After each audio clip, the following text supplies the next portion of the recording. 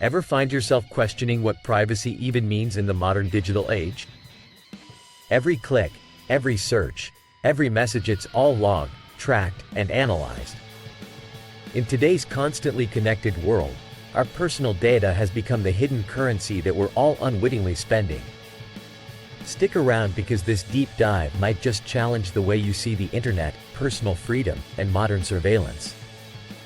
Let's dive right in. The harsh reality is that the average person spends upwards of 30 hours weekly navigating the internet's vast expanse. With each moment you're logged on, your digital behaviors are meticulously tracked and compiled into databases ripe for the picking by companies eager to tailor their marketing schemes directly to you. Your devices, presumably serving as loyal companions, turn out to be the very instruments that relay your conversation 7 when you think they're dormant. The unfortunate truth in our age of innovation and technology is that privacy has become a vintage luxury, a concept fading quicker than the latest trends. This trade-off between privacy and convenience is seldom questioned because it's masked beneath the allure of the free internet.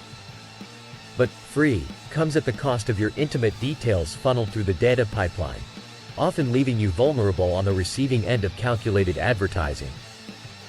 For the majority, this invasion goes unnoticed. But it's essential to understand this isn't just about targeted ads. It's a matter of principle. Privacy concerns are not exclusive to those with secrets to hide. All of us have conversations in confidence, thoughts that are privately cherished, that would shake us to our core if laid bare for the world. Our actions take a drastic turn when we know we're being watched. Studies galore have showcased this unsettling truth, one of them fashioned back in the 18th century by a philosopher named Jeremy Bentham, known for the panopticon prison concept. In it, inmates were housed so that they could all be potentially observed from a single, central point. The resulting behavior was astonishingly submissive, purely because of the mere possibility of being watched. This psychological effect has transcended the walls of Old English prisons and seeped into schools, offices, airports, and now, the digital sphere where you reside. Surveillance has become an invisible leash, conditioning society to abide by unwritten norms even outside the glaring surveillance of physical authority. Take it from former media giants who, while publicly diminishing the need for privacy, privately cocoon themselves in sanctuaries of seclusion bought with fortunes. What they understand, and you should too, is that a sacred space to think, create, dissent, or simply be is the bedrock of individual freedom. However, it's not all gloom and doom. There are ways to reclaim your slice of digital anonymity. With tools like virtual private networks, VPNs, you can cloak your online presence, eluding the prying eyes of cyber snoops and corporate hawkers. VPNs scramble your data into indecipherable codes and provide you the liberty to virtually hop across geographical borders, opening up a world of content without physically ever leaving your abode. At the end of the day, it comes down to a choice. Do you tread the ever-narrowing paths laid out by authority or pave new ones in the wilderness of free thought? Privacy is your inherent right, but it's also your responsibility to nurture it. Now, in the spirit of looking out for one another, I want to invite you to join our community here. Remember, if you subscribe, hit the like button, and ring that notification bell, you're not just keeping up with content. You're taking a small but significant step towards safeguarding your digital freedom. What will you do to ensure your privacy isn't just another forgotten relic of the past? Will you take a stand and equip yourself with the knowledge and resources to protect your freedom? If you found today's insights invaluable and they stirred something within you, feel free to show your appreciation. There's an option to leave a tip proportionate to the value you've gained. A small gesture that fuels our continued exploration into the profound and ever-relevant discussions that shape our lives. Remember, stay vigilant, stay informed, and above all, stay free. Gentlemen, picture this. You've been toiling away, learning a new skill or language, maybe Spanish, but out of the blue, you decide to dive into French.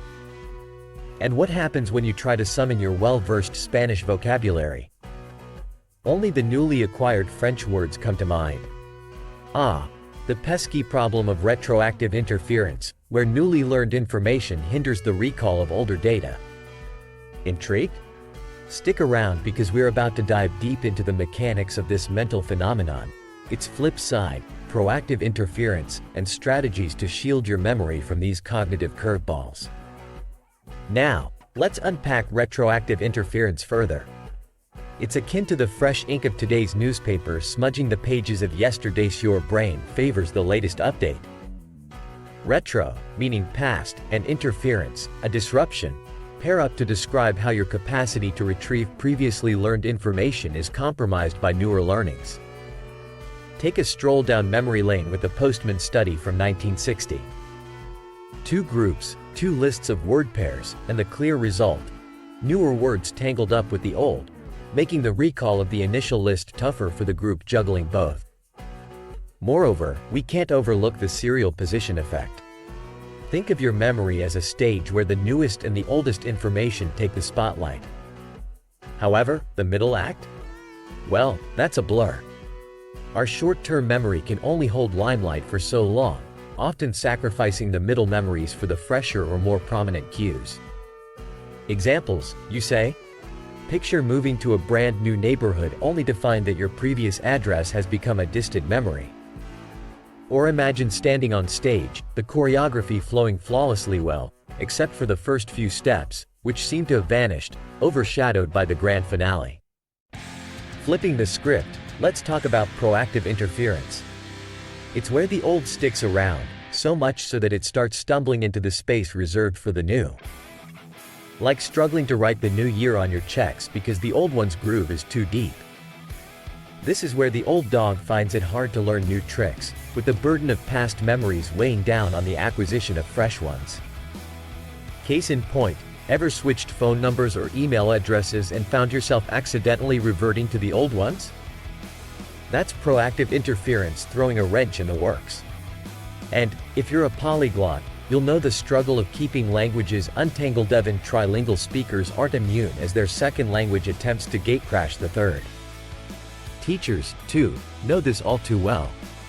With a lengthy roster of names from years past, the wrong name occasionally escaping their lips during roll call isn't a surprise. It's proactive interference at play. So, how do you combat these memory mix-ups? Awareness and exposure to the intricacies of retroactive and proactive interference can arm you against its snags. Imagine training your mind to sidestep these obstacles. Spaced repetition may just be your sword in this mental duel, ensuring your memory stands tall and unshaken over time. Now, before we draw the curtain on our exploration of the mind's memory maze, why not take a moment to bolster your knowledge arsenal? Hit that subscribe button, give the video a thumbs up, and ring that bell to empower yourself with tools not only to understand but also to master your memory and cognitive performance. I encourage you to ponder upon the insights shared today. Reflect upon which strategies you'll employ to fortify your memory against these treacherous interferences. And, if this intellectual voyage through the depths of your cognition has bestowed value upon you, consider showing your appreciation with a tip. A link awaits in the description. So, as you stride forward in your quests, be they linguistic, academic, or professional, keep the wisdom of this discourse close at hand. Your memory, after all, is not just a repository of the past but a foundation for the future. Thank you for joining me in unraveling these cognitive complexities. I'm looking forward to delving into more brain-bending topics with you. Stay sharp, and until next time, keep building that empire of the mind.